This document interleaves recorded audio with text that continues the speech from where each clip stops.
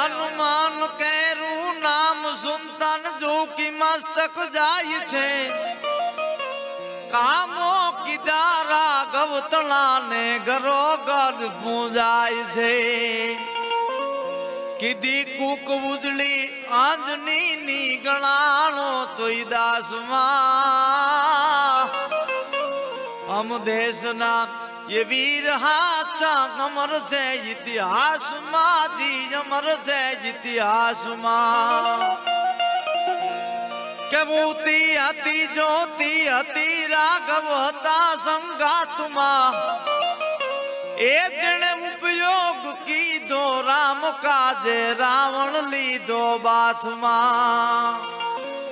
वानर नहीं पण नर હતા ઈ સુરવીર સંગ્રામમાં આમ દેશના એ વીર હાચા અમર છે ઇતિહાસમાં જી અમર છે ઇતિહાસમાં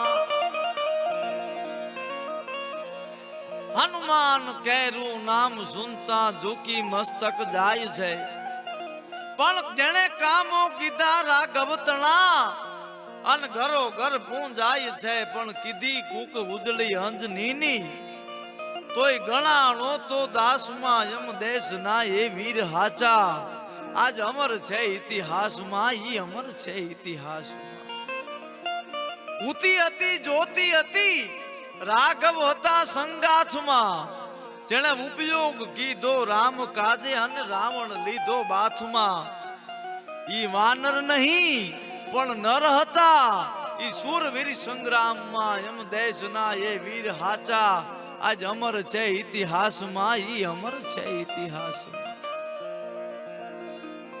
સાહેબ અને એના માટે તો કાગ બાપુ દુઓ કહે છે કે જમ ડટ જાંબુવાન નલ નીલ અંગત સુગ્રીવ નારિયા પણ હજી લગી હનુમાન તો કાયમ બેઠો કાગડા અદ્ભુત ભક્તિ સાહેબ રામ રામ રામ રામ જેના રોમે રોમ રામ છે એ હનુમાન છે સાહેબ અદ્ભુત પ્રસંગો રામાયણમાં હનુમાનજીના પણ પડ્યા છે સાહેબ એક પ્રસંગ મને યાદ આવે કે જેથી લંકા ઉપર વિજય મેળવવા માટે જઈ અને નલ અને નીલ નામના એ વાંદરાઓએ એ વાનરોએ જેથી પથ્થર ઉપર રામનું નામ લખે ને દરિયામાં તરતા મૂક્યા અને પથ્થરો તૈરા પુલ બંધાણો અને લંકાની માલિપા જ્યારે ભગવાન રામનું આખું સૈન્ય પહોંચ્યું છે ભગવાન રામ રાતે વિચાર કરે છે શું કહે છે કે મારું નામ લખીને પાણા તૈરા તો પાણા કઈ રીતે તૈરા હું પોતે નાખું ન તરે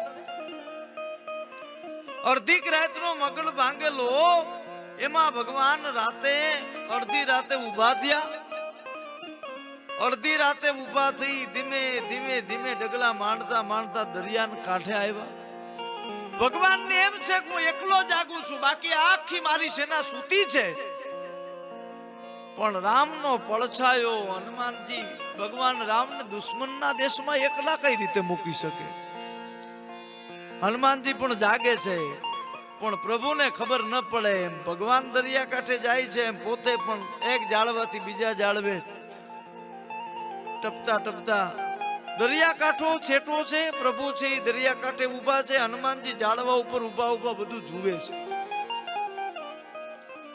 કે મારો નાથ શું કરે છે મારો ભગવાન શું કરે છે મારો પ્રભુ શું કરે છે એટલે ભગવાને હાથમાં કાકરી લઈ અને કાકરીનો દરિયામાં ઘા કર્યો કાકરી તળીએ વહી ગઈ ભગવાન ભોઠો બહુ પડ્યો ચારે બાજુ નજર કરે છે કોઈ જોતું તો નથી ને મને અને કાકરી તળીએ ગઈ ભગવાન ભોઠા પડ્યા ચારે બાજુ નજર કરી છે એમાં હનુમાનજી જાળવા ઉપરથી ઠેકડો મારીને પ્રભુ પાસે આવીને વંદન કરીને કીધું, પ્રભુ શું કરો છો? તો કે કાંઈ નહીં હનુમાનજી. તો કે નહીં પ્રભુ, વાત તો કરો. શું તમે દરિયા કાંઠે શું કામ ઉભા છો? શું કરતા હતા તમે? તો કે હનુમાનજી કાંઈ નહીં, એક વિચાર હતો મનમાં, એટલે એને અમલમાં મૂકતો હતો. તો કે પણ શું? એમ વિચાર શું હતો? તો કે કાંઈ નહીં હનુમાનજી, આ નલ નીલ નામના વાનરોએ રામ લખી અને દરિયામાં પાણાને તરતા મૂક્યા, પાણા તરવા માંડ્યા. તો હું પોતે નાખું જ ન તરે? નલ નીલની મારે જરૂર પડે? જો મારું નામ લખીને તરતા હોય તો હું પોતે નાખું શું કામ ન તરે? તો કે પ્રભુ તર્યું? કાંકરી તરી?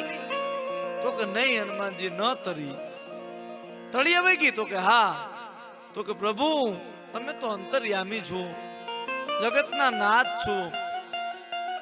ઈ નલ નીલ નામના વાનરો છે, ઈ રામ લખી અને શ્રીરામ લખી અને પાણા મૂકે તો રામના નામ ઉપર પાણા તરે. પણ પ્રભુ તમે તો જગતના નાથ છો, તમે હાથમાં લઈ અને જેને ધક્કો મારો એને પછી દુનિયામાં કોણ ઉતારે? તમારા નામથી દુનિયા તરી જાય પ્રભુ, પણ તમે જેને તરછોડો એને દુનિયા પછી કોઈ હંગરવા તૈયાર ન થાય મારા બાપ.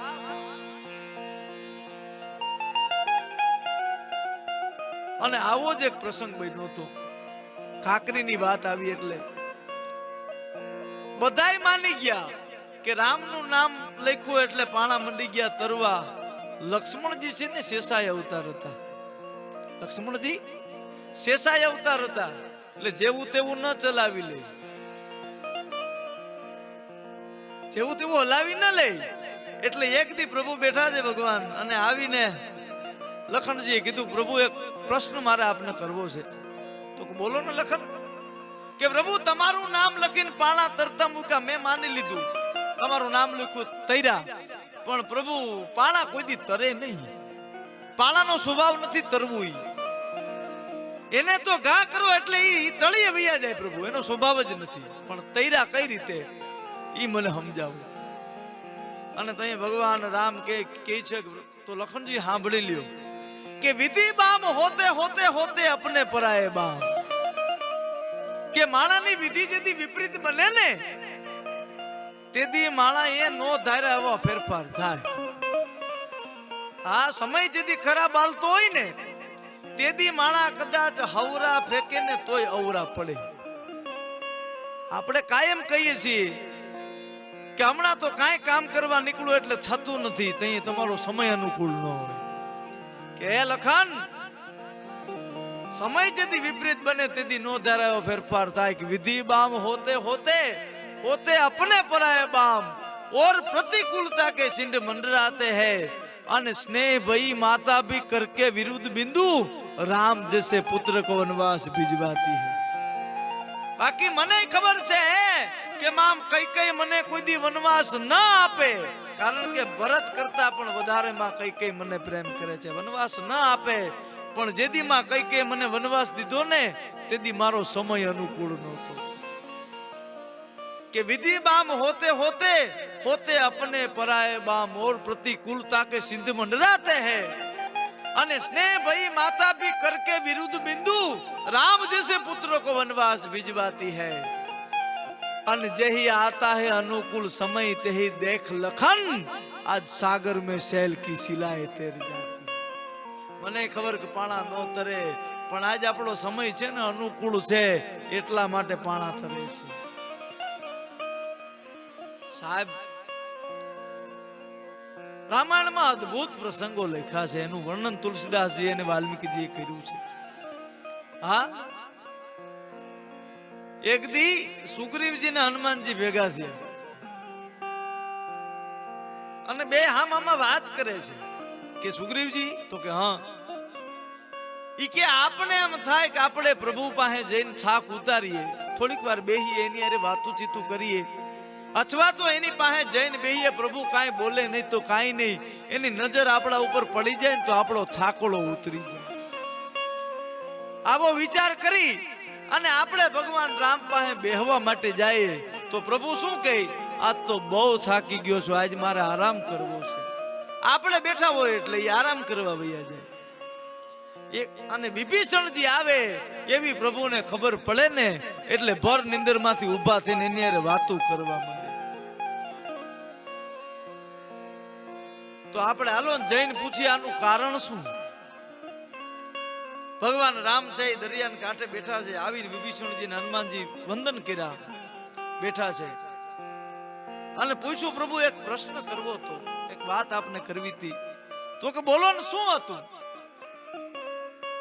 તો કે પ્રભુ બીજું કાંઈ તો પૂછવું નહોતું પણ એક શંકાનું સમાધાન કરી દઉં. તો કે બોલો ને હનુમાનજી, સુગ્રીવજી બોલો. તો કે પ્રભુ અમને એમ થાય કે અમે તમારી હારે થોડીક વાર વાતો કરીએ, થોડીક વાર બેહીએ, તમે અમારી ઉપર નજર કરો એટલે અમારો થાકોડો ઉતરી જાય. આવો વિચાર કરી અને અમે તમારી પાસે બેહવા આવીએ. તો અમે તમારી પાસે બેહવા આવીએ એટલે તમે શું કહો? હું થાકી ગયો છું, મને ઊંઘ આવે છે, આવું આવું આવું કહીને તમે અમારી સામે જ આરામ કરી જાવ છો. અને પ્રભુ વિભીષણજી આવે એવી તમને ખબર પડે ને તો ભર નિંદર માંથી ઉભા થઈને તમે યાર વાતો કરવા માંડો છો. તો અમારામાં વિભીષણજીમાં એટલો તફાવત શું કામ એને પ્રભુ? અને તઈ ભગવાન રામે કીધું હનુમાનજી, સુગ્રીવજી, તમે એમ કહો છો કે તમે મારી હારે સત્સંગ કરવા આવવાનું આરામ એટલા માટે કરી જાઉં છું કે તમે જ્યારે મારી બાજુમાં બેઠા હોય, તમે મારું ધ્યાન રાખીને બેઠા હોય ને ત્યારે જ મારે હરખો આરામ થાય છે. મને ખબર છે કે મારી બાજુમાં હનુમાન બેઠા છે, મારી બાજુમાં સુગ્રીવ બેઠા છે. આ અજાણ્યા મલકમાં, અજાણ્યા દેશમાં કોઈના બાપની તાકાત નથી. જ્યાં સુધી હનુમાન મારી બાજુમાં બેઠો હોય, જ્યાં સુધી સુગ્રીવ મારી બાજુમાં બેઠો હોય, મારો કોઈ વાળ વાકો કરી શકે. અને વિભીષણજી આવે એટલે હું એટલા માટે જાગી જાઉં છું. ભલે ભક્ત મારો છે પણ ભાઈ તો રાવણનો છે ને. કાલે ઉઠી અને કદાચ ભાઈનું વેર યાદ આવી જાય અને પાછળથી ઘા કરી લે તો ઈ આવે એટલે એટલા માટે ઊભો થઈને વાતો કરવા માંડું છું. સાહેબ, હનુમાનજીએ તો ખૂબ સેવા કરી છે. આવા તો અનેક પ્રસંગ રામાયણમાં છે, આપ બધા જાણો છો. અને ત્યારે મને યાદ આવે છે હનુમાનજીને યાદ કરતા શું કે જગતમાં એક જ જન્મો રે જેણે મારા રામને ઋણી રાખ્યા. અરે રામને ઋણી એ જ રાખ્યા જગતમાં, રામને ઋણી રાખ્યા જગતમાં. આવો એક જ જન્મો રે જેણે મારા રામને ઋણી રાખ્યા. એક અંતરો મને યાદ આવે છે આ ગીતનો. શું કહે છે કે હરિએ કંઠમાં જીદી આર પીરાવ્યો એના, મોતી મોઢામાં નાખ્યા. હરિએ કંઠ મારે હાર પહેરાવ્યો જેના, મોતી મોઢામાં નાખ્યા. કે જેથી લંકાની ઉપર વિજય મેળવી અને જેથી અયોધ્યામાં ભગવાન આવે, જેટલા બેઠા છે, જેટલા એને સહયોગ કર્યો છે, જેટલા એને કામ આવ્યા છે, એ બધાયનું ભગવાન સન્માન કરે છે સાહેબ. અને છેલ્લે હનુમાનજીનો વારો આવે અને હનુમાનજીનો વારો આવે સન્માન કરવાનો એટલે ભગવાને પોતાના ગળાની માલિપા 9 લખા મોતીની માળા પહેરી છે, એ હનુમાનજીને પહેરાવે છે. અને હનુમાનજીને એમ કહે હનુમાનજી, આ માળાની તમારી પાસે કોઈ કિંમત નથી, તમારા જે ઋણ છે એના બદલામાં એટલા ઉપકારો તમે મારા ઉપર કર્યા છે, પણ છતાં બધાનું સન્માન કરું છું, આભાર માનું છું, એટલે આપને પણ આ માળા પહેરાવું છું. માળા પહેરાવી હનુમાનજી બાજુમાં બેહી ગયા, પણ પછી માળા ઉતારી એના મણકા તોડી અને એક એક મણકો મોઢામાં નાખી દાંતથી તોડી અને થૂકી નાખે. એક મણકો મોઢામાં નાખે, દાંતથી તોડી થૂકી નાખે.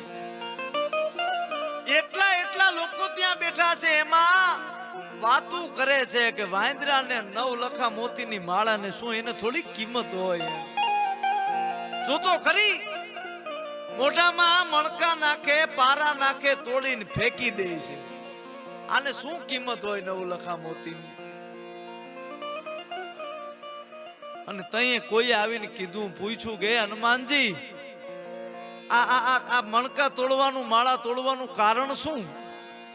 તો કે કાઈ નહીં ભાઈ, આ 9 લખા મોતીની માળા છે, કિંમતી છે, આની કિંમત વધારે હશે, પણ હું તો આ મણકામાં ઈ જોઉં છું કે આમાં મારો રામ ક્યાં પડ્યો છે? આમાં મારો રામ ક્યાંય છે? તો કે શું ખબર પડી? જાણવા મળ્યું તો કે હા, ભલે 9 લખા મોતીની માળા હોય, પણ આમાં મારો રામ નથી, આમાં મારો ઈશ્વર નથી, મારો ઈષ્ટ નથી. અને તઈએ કોઈએ કીધું કે તમે જો એટલો બધો અભિમાન હોય રામના નામ ઉપર, રામની ભક્તિ ઉપર, તો મણકાને સાઈડમાં મૂકી દો, તમારા હૃદયમાં રામ છે? અને તેથી ભરી સભાની માલિપા સાહેબ છાતી ચીરી અને રામ અને જાનકીના દર્શન હનુમાનજી મહારાજ પોતાના હૃદયમાં કરાવે છે સાહેબ. અને તઈએ કાગ બાપુ લખે શું કે હરિએ કંઠ મારે હાર પહેરાવ્યો એના, મોતી મોઢામાં નાખ્યા, પણ મોતીના કચડી એ જી માળા ફેંકી, એના તાગલા તોડી નાખ્યા જગતમાં. આવો એક જ જન્મ્યો રે રે રે રે જેણે રામને ઋણી રાખ્યા. જગતમાં એક જ જન્મ્યો રે રે રે જેણે રામને ઋણી રામ